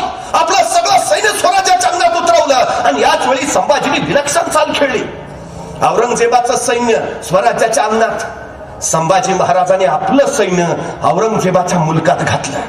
आणि बघता बघता मराठी फौजांनी औरंगजेबाच्या मुलकात गोंधळ घालायला सुरुवात केली. गावाच्या गावा लुटली, खंडण्या वसूल केल्या, गावोगाव ताब्यात घेत मराठी सैन्य सुसाट सुटलं. औरंगजेबाला कळेना मी यांच्या दारात आणि हे आमच्या घरात. मराठ्यांच्या पाठलागावर त्यांनी बहादूर खानाला पाठवलं. बहादूर खान मराठ्यांचा पाठलाग करत सुटला. पण वारा आणि मराठे कधी कुणाला सापडलेत? बहादूर खान फक्त पळत राहिला. इथं जाऊ तर मराठे तिथं, तिथं जाऊ तर मराठे दुसरीकडं, तिथं जाऊ तर मराठे तिसरीकडं. एके दिवशी मराठ्यांनी बहादूर खानाचा हत्तीच पळवला. वैतागला बहादूर खान. औरंगजेबाच्या अब्रूच्या तर पुरत्या चिंधड्या झाल्या. सुचेना त्याला. इथं टाका घालावा तर मराठे तिथं फाडून ठेवतायत. तिथं शिवायला जावं तर मराठ्यांनी तिकडं उसवून टाकलंय. तिथं जावं तर मराठ्यांनी ते अब्रूचे लष्कर करून टाकले. एक वर्ष औरंगजेब झुंजत होता आणि वर्षभर संभाजी त्यांना रोखत रेटत होता. दक्कन घ्यायला औरंगजेब. स्वराज्याचा एक खण सुद्धा त्याला जिंकता आला नव्हता. एक खण. अखेर औरंगजेबाला कळून उघड्या मैदानात या संभाजीला पराभूत करणं कठीण. आणि मग दर्यावरचा सिद्धी त्यांनी धरला. त्याला सांगितलं तू जंजिरावरनं स्वराज्यावर हल्ले कर. सुरतेच्या इंग्रजांना सांगितलं तुम्ही स्वराज्यावर चाल करा. गोव्याच्या पोर्तुगीजांना सांगितलं तुम्ही खोंडा किल्ल्यावर जा. एक नाही दोन नाही, औरंगजेबानं संभाजीराजांच्या विरोधात 12 घड्या उभारल्या आणि 12 घड्या निकराचे पंजे फाड करत सेना धुरंधर संभाजीराजा लढत राहिला, झुंजत राहिला, स्वराज्य राखत राहिला. भयान आणि बेभान होत हे काम. संभाजींचं शौर्य, संभाजींचा पराक्रम पाहून सह्याद्रीही पुलकित होत होता. औरंगजेब वैतागला, संतापला. वर्ष घालवून सुद्धा हातात काही नाही. बोलाली बैठक. सगळ्या सरदारांची क्या किया जाए. अनेक सरदार म्हणला हुजूर, इन मराठों की जान है उनके गड़किलों में, पहले गड़के ले लेते हैं. मराठा खुद ब खुद आएंगे, घुटने टेकते हमारे सामने. आणि पटला औरंगजेब. सही बात. हे मराठे गडकोटाच्या आधारावर तर लढतात. हे गडकोट पहिले घेऊया, मग मराठे कशाच्या आधारावर लढतील? सीधा घुटने टेकत शरण येतील. आणि मग त्याने विचारलं ऐसा कौन सा किला है जो जल सजल लिया जा सकता हो. म्हणजे पहिल्याच घासाला पराभवाचा खडा नको, किल्ला असा काढा की पटकन घेता येईल, फारसा डोक्याला ताप नको. आणि मग एकाने सांगितलं हुजूर एक किल्ला आहे. कौन सा? नाशिक जिल्ह्यातला, दिंडोरी तालुक्यातला, वणीपासून अवघ्या काही मैलावर असणारा प्रभू श्री राम जिथं विश्रांतीसाठी जायचंय, त्यांची सेज तिथं. मग त्या किल्ल्याचं नाव आहे रामसेज. हुजूर आसा किला है. मराठे कितने हैं? 300 350 होंगे हुजूर. शिबंदी ना हुजूर, बजमियत ना हुजूर, तोफे बिल्कुल ना हुजूर. तो ठीक है, वही ले लेंगे. ठरला औरंगजेबाच. अवघे 350 मराठे असलेला, तोफा शिबंदी बजमियत अजबात नसलेला तो रामसेजचा किल्ला घ्यायचा. आणि औरंगजेबाला विचारलं कौन जाएगा, कौन लेगा रामसेज? आणि उभा राहिला शाहबुद्दीन खान. हुजूर हम जाएंगे. शाहबुद्दीन कितने दिनों में लोगे किला? शाहबुद्दीन म्हणाला हुजूर सकाळचा नाश्ता करून जातो, दुपारच्या जेवणाला किल्ला घेऊनच परत येतो. बहुत खूप. 20,000ची फौज दिली आणि शाहबुद्दीन निघाला. कोसळला रामसेजवर. रामसेजवर किल्लेदार आहे रामाजी पवार. अवघे 350 मराठे आणि समोर हा मोगलांचा 20,000चा सेना सागर. दुसरा कुणी असा तर म्हणला असता चलो भागो, डिपॉझिट पण राहणार नाही. पण रामाजी हटला नाही, पळून गेला नाही. ही जी उभारायची जिगर आहे ना, ती जिगार निर्माण केली संभाजी राजांनी. बघता बघता 20,000चा सेना सागर रामसेजला भेटला. सैन्य निघाला रामसेजवर. वेळ ओलांडून पुढं निम्म्यापर्यंत आलं. आमच्या मराठ्यांची हालचाल ना प्रतिकार. शाहबुद्दीन खानाला वाटलं बहुतेक न लढताच किल्ला ताब्यात येत आहेत वाटतं. मोठा गुस्साला. चलो आगे लेलो केला. चलो सैन्य पुढं आलं. नंतरच्या टप्प्यात आलं तसे मराठे सावध झाले. हातातल्या गोपण्या थरकल्या. दगड भरली, सुटली दगड.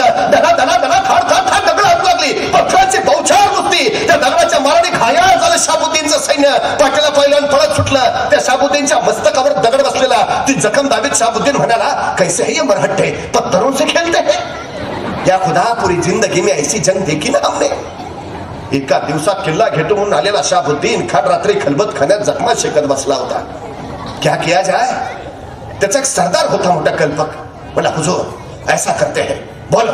नाही, काल आपण चालत चालत गेलो, मग दगड डोक्यावर बसली, मग उद्या चालत चालत नको जायला, मग सरपटत जाऊ. म्हणजे दगड आली तरी वर्ण जातीला आपल्याला लागणार नाही. मोठी नामी कल्पना शहाबुद्दीनला पटली. ऐसाही करेंगे. दुसऱ्या दिवशी चढाई सुरू झाली. उरला सैन्य निघाला पण सरपटत. कुणी डोकं वर करायला तयार नाही. चुकून डोकं वर करायचो, डोक्यात दगड बसायचा, डोक्याला ताप नको, बखालीन चाल पुढं, सर करत सैन्य निघालं वर. वेळ ओलांडून पुढं फार निम्म्यापर्यंत पोहोचलं. आमच्या मराठ्यांची हालचाल ना प्रतिकार. शहाबुद्दीनला वाटलं होते काल दगड मारून दमले असतील, कशाचे लढताय, देणार किल्ला ताब्यात. मोठा उत्साहाला चलो आगे लेलो केला. सैन्य पुढे आला, आता दिंडी दरवाजा समोर दिसायला लागला. जणू काय घेतला किल्ला. शहाबुद्दीन कल्ला चलो आगे आणि सरपटणार सैन्याची नजदीक आलं. तसे मराठे जागसूद झाले. रात्रभर जागून तटबंदीवर मोठमोठ्या दगडी शिळा गोळा करून ठेवलेल्या. हे सरपटणार सैन्य जवळ आलं तशा त्या दगडी शिळा दिल्या नुसत्या ढकलून. गडगडा करत दगड सुटली खाली. हे सगळं मुघल सैन्य चिंगरून मिंगरून पार तळ जाऊन थांबलं. शहाबुद्दीन तर पाठीला पाय लावून पळत सुटला. आठवडा झाला, महिना झाला, 2 महिने झाले, 6 महिने झाले, वर्ष उलटलं. रामसेच अजिंक्यच. अखेर शहाबुद्दीननं परत एकदा सरदारांची बैठक बोलावली. क्या किया जाय. हे मराठे स्वतः खाली येत नाहीत, आपल्याला वर येऊ देत नाहीत.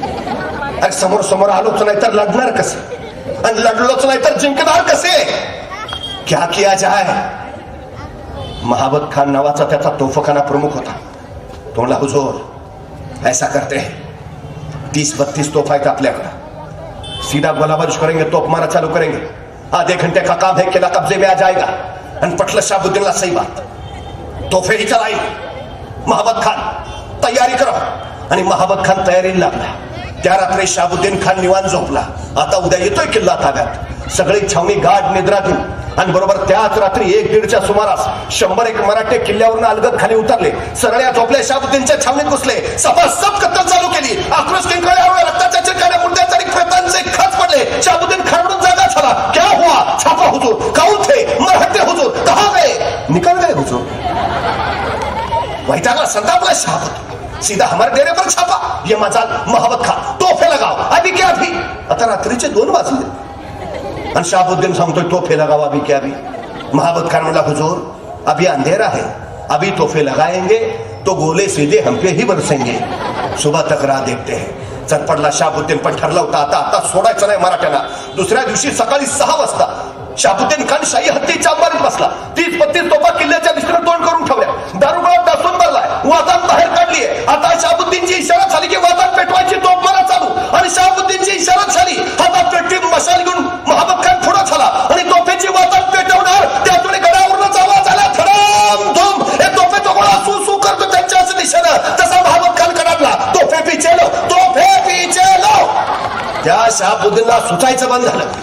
क्या हुआ हुजूर. मराठों ने तोप मारा शुरू कर. आगे रहेंगे तो उनके गोले सीधे हम पे बरसेंगे, पीछे आएंगे हमारे गोले उन तक नहीं पहुंचेंगे. तोप खाना नाकामयाब हुजूर. त्या शहाबुद्दीनला काय कळेल. त्यांनी विचारलं, अरे पण मराठ्यांकडे तोफा नव्हत्या ना. तोफा नव्हत्या मराठ्यांकडे. मग तसा महाबत खान म्हणला, हुजूर मराठ्यांकडे तोफा नव्हत्या पण डोकं तर होतं. मतलब मराठ्यांनी लाकडाच्या तोफा तयार केल्यात. त्याला आतून जनावराचं कातडं लावलंय. हुजूर त्यांची 1 तोफ आपल्या 10 तोफेला भारी आहे. ठीक, तोफा तयार केल्या तोफा तयार. दारुगोळा कुठनं आणला. तसा महाबत खान म्हटला, मग रात्री कशाला छापा मारलेला. हा आपलाच दारुगोळा आहे हुजूर.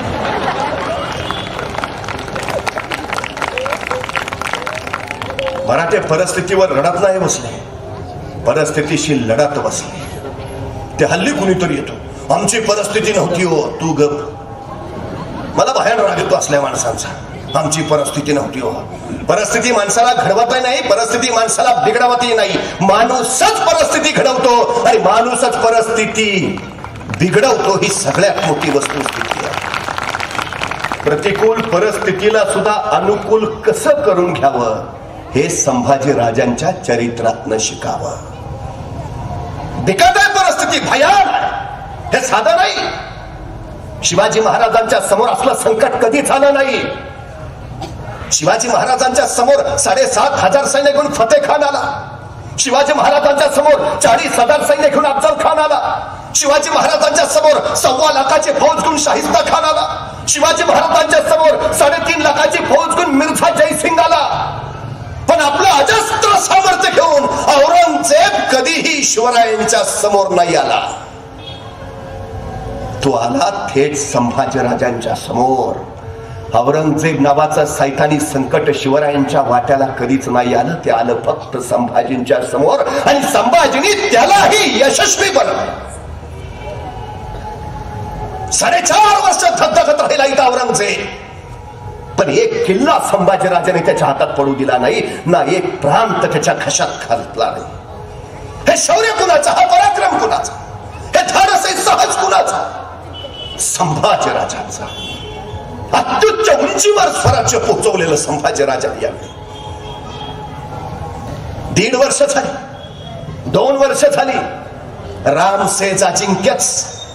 शेवटी औरंगजेबानं या बहादूर खानाला शहाबुद्दीन खानाला पत्र लिहिलं.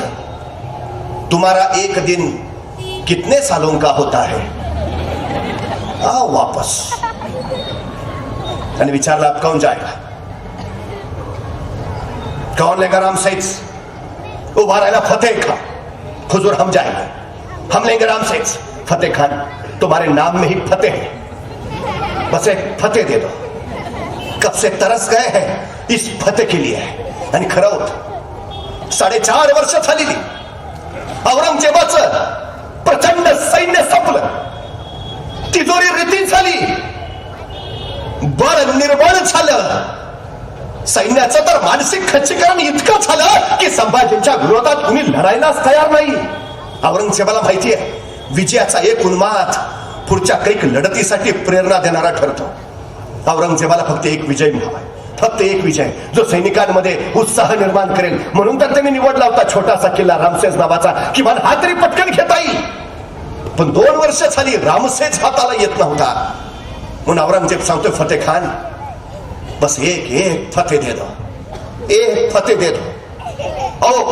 अवस्था अशी झालेली सैनिकाची त्याच्या की त्याचे सैनिक बोलत होते तो संभाजी फक्त जिंकण्यासाठी जन्माला आलाय आणि मोगल फक्त हरण्यासाठी आणि मरण्यासाठी तयार झालाय.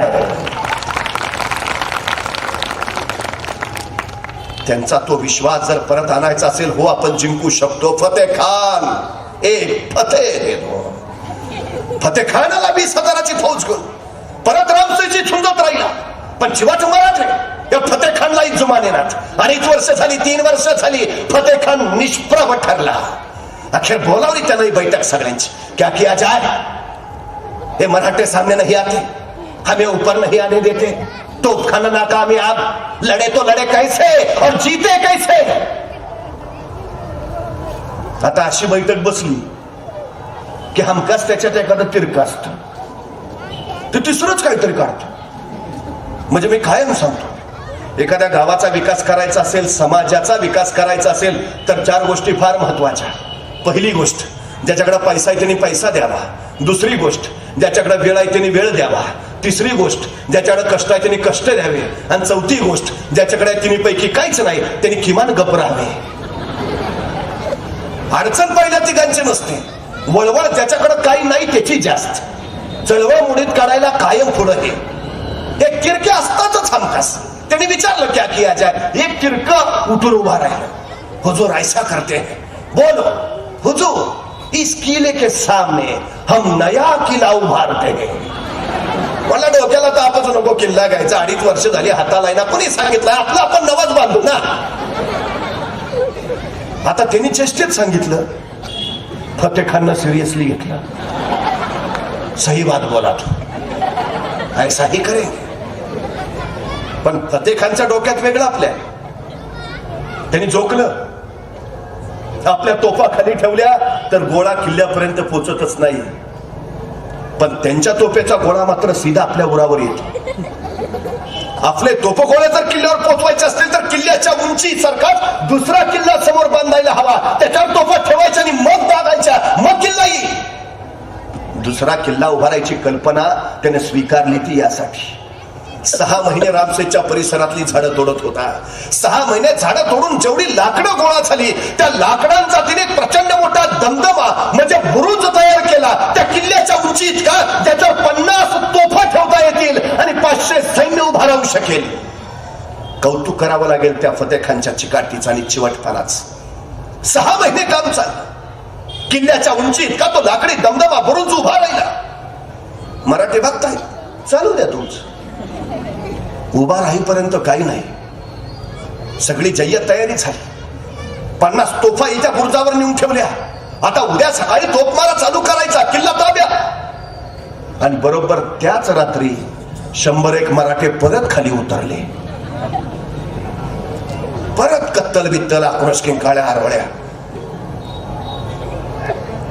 दुसऱ्या दिवशी सकाळी 6 वाजता फतेह खान शाही हत्तीच्या अंबारीत बसला. 50 तोफा सज्ज झाल्या. 500 सैन्य त्याच्या त्या दमदम्यावर उभा. दारुगोळा ठासून भरला, वातान बाहेर काढली. आता फतेह खानची इशारा झाली की तोफमारा चालू. आणि फतेह खानची इशारा झाली, हातात मशालून त्याचं सैन्य तोफेची वातान पेटवणार. तोपर्यंत रातोरात मराठ्यांनी त्याच्या जमिनीखाली पेरलेल्या सुरुंगाची वातान पेटली आणि थोई थोई थोई थोई करत सुरुंग उडाला. धडाम प्रचंड मोठा स्फोट झाला आणि तो लाकडी दमदमा सारा ढासळला. 50 तोफांनी 500 सैन्य त्या लाकडी दमदम्याखाली गाडलं गेलं. फतेह खान पाठीला पाय लावून पळत सुटला.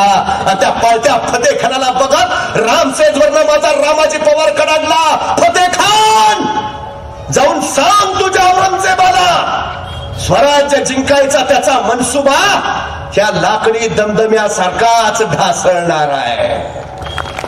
नको जाऊ समच्या वाट्याला. 3 वर्ष, 3.5 वर्ष, 4 वर्ष झाली रामसेज अजिंक्यच. शेवटी औरंगजेबानं फतेह खानला परत बोलावलं. प्रमोशन. विचारला, आप कौन जाएगा? उभा राहिला कासम खान किरमानी. हुजूर हम जाएंगे हुजूर. कासम खान किरमानी आला. परत रामसेज झुंजू लागला. 5 वर्ष झाली, 5.5 वर्ष झाली रामसेज अजिंक्यच राहिला.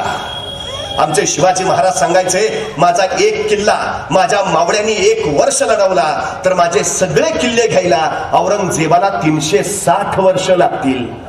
संभाजी महाराजांनी एकच किल्ला 5.5 वर्ष लढवला. मग 5.5 गुणिले 360 सगळे किल्ले घ्यायला औरंगजेबाला किती वर्ष लागतील? हे शौर्य कुणाच? संभाजी राजाच. रामसेची वार्ता ऐकली ना औरंगजेबाने भर दरबारात स्वतःच्या डोईवरचं पागोटा काढलं. बादशाही पगडी काढली, खाली आपटल्याने कडाड. जोपर्यंत त्या संभाजीला पराभूत करत नाही तोपर्यंत डोईवर परत बादशाही पगडी घालणार नाही. औरंगजेब इथंच नगरला मेला. खुलदाबादला समाधी आहे त्याची. मरते वेळी सुद्धा त्याच्या डोईवर बादशाही पगडी नव्हती. ते घालायचं भाग्य संभाजी महाराजांनी त्याला कधी मिळूच दिलं नाही, कधीच नाही. बोडक्या डोक्यानंच या सह्याद्रीच्या दऱ्याखोऱ्यात फिरत राहिला औरंगजेब. 9 वर्ष झुंजत होता संभाजी. सामर्थ्यानं लढत होता, स्वराज्य राखत आणि वाढवत होता. 9 वर्षात संभाजी राजांनी 240 लढाया केल्या, पण एकाही लढाईत पराभूत न होणारा राजा म्हणून गिनीज बुकला फक्त संभाजी राजांचीच नोंद घ्यावी लागली. हा संभाजी राजा कधी हरला नाही, कधी थकला नाही, कधी रुकला नाही, कधी तह करून माघारी फिरला नाही, कधी रणांगणात त्यांनी टाकलं नाही. जो असीम थरारीनं लढत राहिला सतत, तो संभाजी. जंजिऱ्याच्या सिद्धीला पाण्यात असं बुडवलं की सिद्धीनं तिरकी मान करून परत स्वराज्याकडे नाही बघितलं. इंग्रज सुरतला जाऊन मुंडक्यावर पाय घेऊन मारले. मुंबई विकत मागितली. मुंबई विकत द्या, चालू पडा. 40,000 पागोड्याला व्यवहार ठरला. त्यावेळी जर मुंबई स्वराज्यात आली असती तर हिंदुस्थानचा इतिहासच बदलला असता नव्हे. 150 वर्ष इंग्रजांचं राज्य हिंदुस्थानच्या उरावर आलं नसतं. संभाजींची दूरदृष्टी, मुंबई विकत द्या, 40,000 पागोड्याला व्यवहार ठरला. पण नेमका ऐन वेळी हसन अली खान चालून आला. व्यवहार थांबला आणि संभाजींच्या मृत्यूनंतर तर तो पुरता थांबूनच गेला. इंग्रज चुकवले, पोर्तुगीज वाकवले. तो गव्हर्नर विजराई गोव्याचा संभाजींच्या धाकानं गोव्यातली राजधानी बदलून मुरगाव बंदरात न्यायचा घाट घातला. त्यानं संभाजीचा शेजार नको. सिद्धी इंग्रज पोर्तुगीज चुकवले, नाचवले, वाखवले. औरंगजेब तर थया थया करून टाकला. वैतागला औरंगजेब. क्या किया जाए? आणि सगळे म्हणाले, हुजूर वापस लौट चलते हैं. अभी दम नाहीये हुजूर. आणि अखेर औरंगजेब हरला. सैन्य संपलं होतं, खजिना तळाला गेला होता. या संभाजी बरोबर आणखी झुंजत राहिलो तर इथंच कबर बांधावी लागेल याची खात्री त्याला पटली होती. अभी छोड़ देंगे दख्खन, बाद में देखेंगे इसे, असं म्हणत औरंगजेबानं दख्खन सोडला. तो वळाला आदिलशाहीकडे. आदिलशाही त्यांनी फक्त एका वर्षात जिंकली. मग वळाला कुतुबशाहीकडं. कुतुबशाही त्यांनी एका वर्षात घेतली. म्हणजे औरंगजेबाला आदिलशाही जिंकायला 1 वर्ष पुरतं, कुतुबशाही घ्यायला 1 वर्ष पुरतं, आणि स्वराज्य त्याला 9 वर्ष घेता येत नाही, 9 वर्ष जिंकता येत नाही. हे शौर्य, धैर्य, पराक्रम कुणाचा? माझ्या सर्जा संभाजींचा. पण आदिलशाही कुतुबशाही घेतली आणि औरंगजेबाला 2 ग्लुकंडी घेतल्यासारखी एनर्जी आली. आप देखेंगे दख्खन. आणि औरंगजेब परत वळाला. तर त्याला माहिती होतं उघड्या मैदानात संभाजीला पराभूत करणं कठीण. काव्यानंच डाव टाकला पाहिजे. आणि औरंगजेबानं डाव टाकला. पण याच्या अगोदर संभाजी महाराजांची दूरदृष्टी विलक्षण आणि डावही विलक्षण. आदिलशाही कुतुबशाही संभाजींची सोबत करत होते. आपण एका धर्माचे म्हणून औरंगजेबानं त्यांना सांगून बघितलं, बजावून बघितलं, उरावर पाय ठेवून सांगितलं, पण आदिलशाही बदली नाही ना कुतुबशाही त्याच्या पुढे झुकली नाही. हे दोन्ही कायम संभाजींची सोबत करत राहिले, सांगत राहिले, संभाजी आमचा पालक आहे. संभाजींची सोबत केली म्हणून ते संपले. पण औरंगजेब ज्यावेळी गोवळकोंड्याला होता त्याचवेळी संभाजी महाराजांनी एक विलक्षण चाल टाकली. औरंगजेबाचा मुलगा शहजादा अकबर, त्याला सांगितलं तू राजापूरच्या बंदरातून इराणला जा. इराणचा बादशाह त्याची 70,000ची फौज घे आणि तिकडून दिल्लीवर आक्रमण कर. म्हणजे इराणच्या शहाबाजचं 70,000 सैन्य जर दिल्लीवर आक्रमण करताय तर गोवळकोंड्याशी झुंजत बसला औरंगजेब. गोवळकोंड्यातनं सरळ दिल्लीच्या रक्षणासाठी दिल्लीकडे वळाला असता, म्हणजे सबब महाराष्ट्र सुरक्षित राहिला असता. औरंगजेबाचं वादळ स्वराज्याकडे घोंगावलं नसतं. औरंगजेबाला स्वराज्याकडे वळून न देण्याच्या हेतूपोई संभाजी महाराजांनी अकबराला इराणला पाठवून इराणचं सैन्य दिल्लीवर आक्रमण करावं अशी तजवीज केली. पण दुर्दैव बघा, राजापूरच्या बंदरातनं शहजादा अकबर बोटीत बसला खरा, पण तो समुद्रात भरकटला आणि इराणला पोहोचायच्या ऐवजी त्याचं जहाज मस्कतला पोहोचलं. तो मस्कतला 60 दिवस अडकून पडला आणि मस्कत वरून तो इराणला पोहोचला. त्यावेळी संभाजी महाराज कैद झाले होते. जर वेळेत अकबर इराणला पोहोचला असता आणि इराणच्या शहाबाजचं 70,000 सैन्य दिल्लीवर आक्रमण करत होतं तर औरंगजेब गोवळकोंड्यावरनं थेट दिल्लीकडे जात होता. स्वराज्य आणि संभाजी दोघं सुरक्षित राहिले असते. पण इतिहासात जर तरला स्थान नसतं. संभाजीराजे संगमेश्वराच्या नावडी नदीवर पकडले गेले. ते गाफील होते, ते बेसावध होते अजिबात नाही. ते संगमेश्वरात होते. तिथं पोहोचण्याच्या वाटा बिकट होत्या. शत्रू सैन्य येऊ शकत नव्हतं आणि आलंच तर ते विशाळगडाच्या आंबा घाटात न येणार म्हणून संभाजीने आंबा घाटात 10,000ची फौज ठेवली होती. पण फितुरांनी फितुरी केली आणि सावध संभाजीराजे औरंगजेबाच्या जाळ्यात अलगद अडकले. मुकर्रब खान आणि राहुल्ला खाननी संगमेश्वरला त्यांना कैद केलं. पण भीती एवढी, काही दिवसातच तिथून हलवून त्यांना बहादूर गडावर नेण्यात आलं. औरंगजेबाला निरोप दिला. बड़ी खुशी की खबर है, संभा गिरफ्तार हुआ. आनंद औरंगजेब, शब्द रात का जश्न होना चाहिए. लाया जाए उसे शानो शौकत से, पहना जाए तख्ता कुला. आतापर्यंत मराठेशाहीचं तख्त त्यांनी स्वतःच्या खांद्यावर पेललं असेल, आता त्याच्या खांद्यावर तख्ता कुला ठेवा. आतापर्यंत त्यांनी राजवस्त्र घातले असतील, आता त्याला विदूषकी झबली घाला. आतापर्यंत त्यांनी मराठेशाहीचा मुकुट माथ्यावर मिरवला असेल, आता त्याला घुंगरू असलेली विदूषकी टोपी घाला. आतापर्यंत त्यांनी राजालंकार घातले असतील, आता त्याला पोलादी काटेरी साकदंडाने चक्रवा. आतापर्यंत राजा घोड्यावरनं हत्तीच्या पालखीतनं मेन्यातनं गेला असेल, आता त्याला उंटाला बांधा. आतापर्यंत राजाला तर नगारे वाजले असतील, आता ढोल ताशे बनवायला सुरुवात करा. करू द्या महाराष्ट्राला शहनशाह हिंदुस्तान आलमगीर गाजी औरंगजेबनी संभा गिरफ्तार केलाय. आणि बरहुकुम बहादूरगडावर निघाली थिंड संभाजीची. उंटाला बांधलेले, तख्ता फुला चढवलेले, विदूषकी झोपली घातलेले, घुंगर असलेली टोपी अडकवलेले, काटेरी पोलाद साखर दंडाने चक्रवलेले ते संभाजी बघितले असे तर वाटलं नसतं स्वराज्याचा छत्रपती आहे. किती विटंबना कुणाच्या वाटेला आली, कुणी सोचलं हा यातनांचा दाह. इतिहास एकच नाव सांगतो, संभाजी, फक्त संभाजी. संभाजींना सोडवण्याचा प्रयत्न झाला नाही, झाला. संगमेश्वरातनं संभाजी महाराजांना घेऊन येताना एका स्वामिनिष्ठाला कळालं, 32 शिराळ्याच्या तिथं बाबाजी शिराळकर आणि ज्योत्याची केसरकर. आपला राजा काही झाला, 100 मावळे घेतले आणि मोगलाच्या त्या फौजेवर हल्ला चढवला. बेभान शोधले राजा वाचवण्यासाठी, पण डोळ्यात तोकडं पडलं. बाबाजी शिराळकर कापले गेले, ज्योत्याची केसरकर जखमी झाला आणि संभाजींना वाचवण्याचा एकुलता एक प्रयत्न अयशस्वी ठरला. ती धिंड संभाजींच्या अस्मितेची विटंबना करणारी होती.